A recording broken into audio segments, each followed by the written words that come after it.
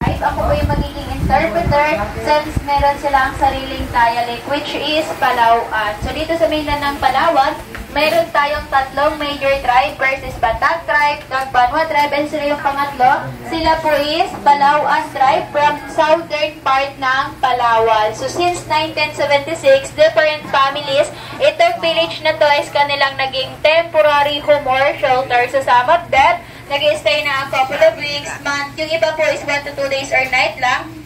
And after that, babalik din po sila sa kanilang tirahan sa mountain. It's about 200 kilometers away from here. So what we have here po is a live-load program.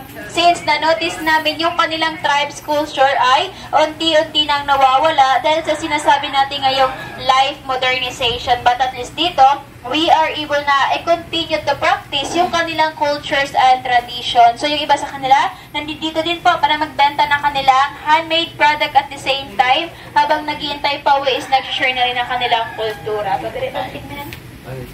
May bibigay po pala sila sa inyo, Sir Ma'am. Pahawak ako, papasa sa inyong katabi or sa likuran. Yan po yung kanilang one of the important traditional product. Yan po is bagtik, dagtanang, almasigan tree. Iba po siya sa bawa, sir. Hindi rin po yan insinso or kamang yan. Ayan, hindi po yan siya yung crystal na dinadasal natin. Joke lang yan po. Yan po, sir, is main ingredients kapag gumagawa ng pintura, varnish, nail polish, fiberglass, and other related product. Ginagamit din po yan po pang-paabo. Yes, po, picture. Ayan, so sabi niya raw po, ito yung kanilang native backpack, tinatawag nilang bucket, ginagamit nila ito para buhatin yung kanilang product like mga root crop or yung particularly yung bagdi. Kapag puno na rin ito, tinatalian lang nila yung pinakaharapan para yung kanilang nilalagay hindi mahulog. Ayan, so sabi niya naman kapag mabigat, no problem dahil aside sa shoulder strap, meron silang head strap or head support to carry more weight. According din sa kanila, yung adult nila kayang magbuhat ng more than 50 kilos ng bagtik akyat baba sa mountain. Meron kami dito ang pinakarilig sample ng bucket na may bagtik. Yan po nagre-range ng 40 kilos. Okay, so yung Palawan tribe, music lover sila. But they have their own musical instrument first. Meron sila ditong native drum, tinatawag nila itong gimbal. So, itong gimbal nila gawa sa kahoy na inukit din sa pinakaitaas, naglalagay sila ng animal skin. Pero ngayon po ang nilalagay nila yung baka dahil according sa kanila, yung balatang baka yung pinaka mas matibay. Itong malaking metal sa likuran, tinatawag nilang gong or abong. Itong dalawa naman tinatawag nila sanang. So ngayon, magpi-play sila together ng kanilang musical instrument called basal or basal.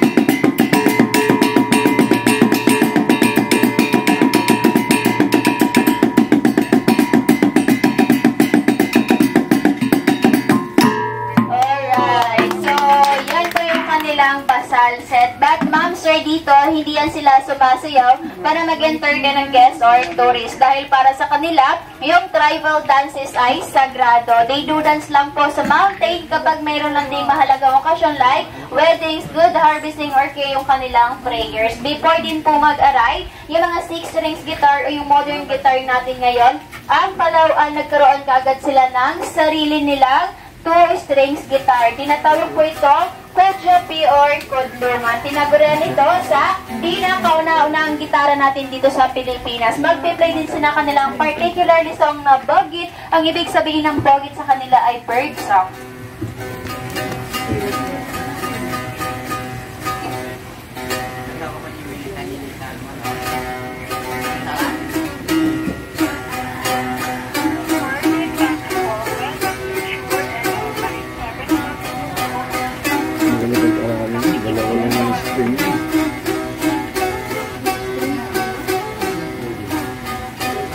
Galing, eh?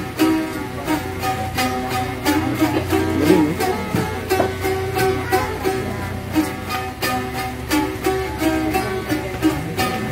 May chords din siya. Alright. So, yun yung kanilang bogit song Next, meron silang aroding. So, yung aroding nila is gawa sa wall pump. Then, sa pinakaitaas, naglalagay sila ng beeswax for adjuster po yun ng sound. So, pinapress lang po yan nila yung beeswax para maganda po yung flow ng music. Then, magpiplay din sila niyan through vibration ng kanilang bibig.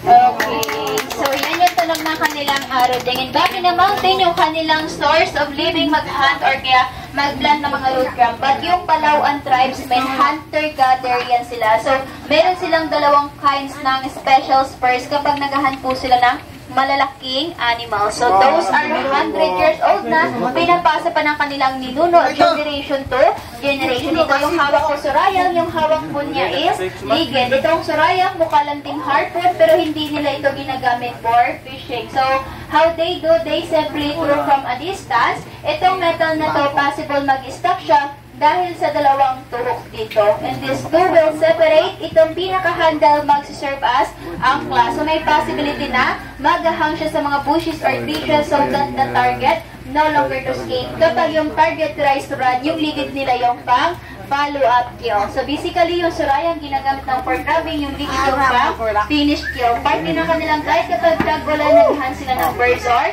squirrels. Din na sa hunter, meron silang ginagamit para i-attract yung mga tunog ng ibon. Ayan. So, yan po yung pantawag nila ng ibon.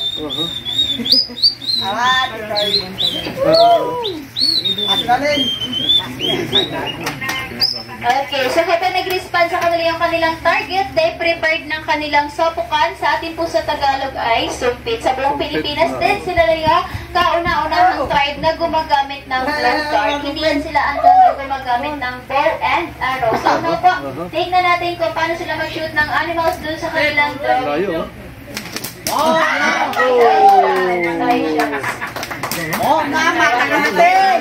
Ganyan po sila nagamit pa ng kanilang sopukan. Sa total target, kapag naghahan sila ng malalaking animals, naglalagay sila ng lason sa pinakatulo na kanilang bala. And ma'am sure yung lason na yun nandito nagagalit sa halaman na ito. So kinukolekta nila yung dagta niyan, hinahaluan nila ibang katas ng halaman, lulutuin nila sa manhinang apoy para yung poison is maging powerful. A few minutes yung target mamamatay. Kapag nilang kain yung target, hinuhugasan lang nila sa ilaw. Then lulutuin nila para safe namang kainin. But if accidentally hit human, it's either man kayo or isa sa mga kasama nila say goodbye kasi hanggang ngayon wala pa silang nagagawang antidote dun sa ginawa nilang poison. But dito naman po, they don't shoot animals na or dinidiscourage namin silang mag-hunt ng birds or kaya ng squirrels kasi yung ating hunting ground po is limited na. But by that donation box, that's for sustainability of this project, any amount will matter because the end of the day, they open it and they give some allowance to buy their needs in one sa malapit na market. So last part, ipapakita din nila sa inyo kung paano sila magpapoy sa bundok. Ginagamitan nila ng bakal, buhay na bato, at yung kanilang wild cotton.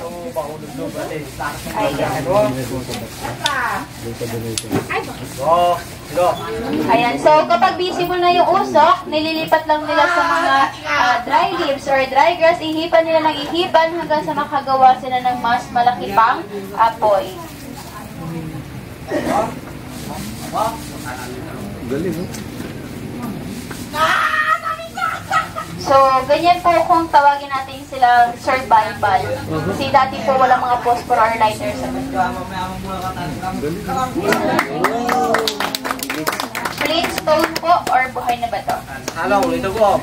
Ayan, so yan na po yung salong. Pinakailaw nila yan sa mountain. Tumatagal ng 3 to 5 nights but depende yon sa kanilang paggamit. Naniniwala din sila na yung usok po kaya magpataboy ng mga bad luck or bad spirit. Ginagamit nilang pang-cure sa illnesses kapag masakit yung kanilang ulo, chan, or insect repellent. So ikot po si Kuya, try to smell the smoke. Yung usok niyan magkasintulad sa amoy ng insinso. Pero magkaiba lang po sila. Ma'am, question lang.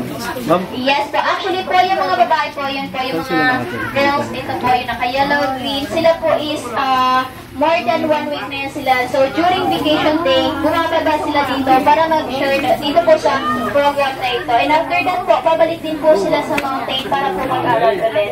Yes po. Yes po, mayroon po. Kung familiar po kayo sa Southeast, sa Brooks Point, marami po sila. Thousands pa sila. Actually, marami pa po Well, actually, it's yung drive beneficial. na bumaba dito It's the para healing mag-join dito sa program na ito. Pero Kaya hindi grabe natin ka sila yung ma-accommodate system. dahil ito ay medyo maliit lang po. But after nyan po, pabalik yung mga You smell something, estudyante, merong another para set siyang po ano? ng family yung bababa dito. And so yun na po, kapag gusto nyo pong malaman kung paano po nag-start yung program na to, sa likuran po, marami tayong information at ngayon, pwede na kayo mag-drop sa souvenir shop. Handmade nila yung mga wood carvings and baskets. Sa exit din po, meron kami another Palawan souvenirs and delicacies. Kung kayo po ay coffee lover, lalo na pag hindi ka nag-sugar, you must try and purchase the one of the best coffee in town galing sa buko ni Musang. Again po, we have to make the doctor for sustainability of this project. Okay, so pwede na kayo magpa-picture sa kanila at sa kanilang Python snake po. Ilan kayo na? Ilan po kayo na? Yung maraming group mo na po. 13 po. Yung 13 groups, our groups, first aid, then the next po.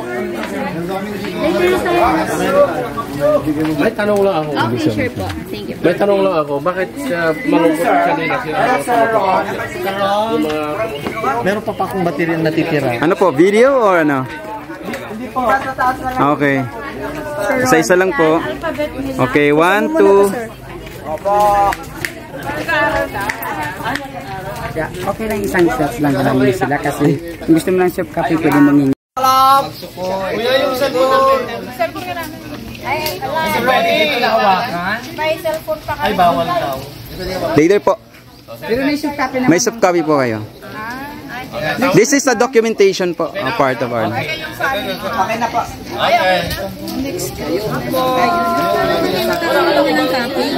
Later po, ma'am. So later po, pag ano, mga photos po meron sa labas. Nagbigay na, ay mga hindi pa nagbigay. Please share your blessings. Ito pero 50 ito.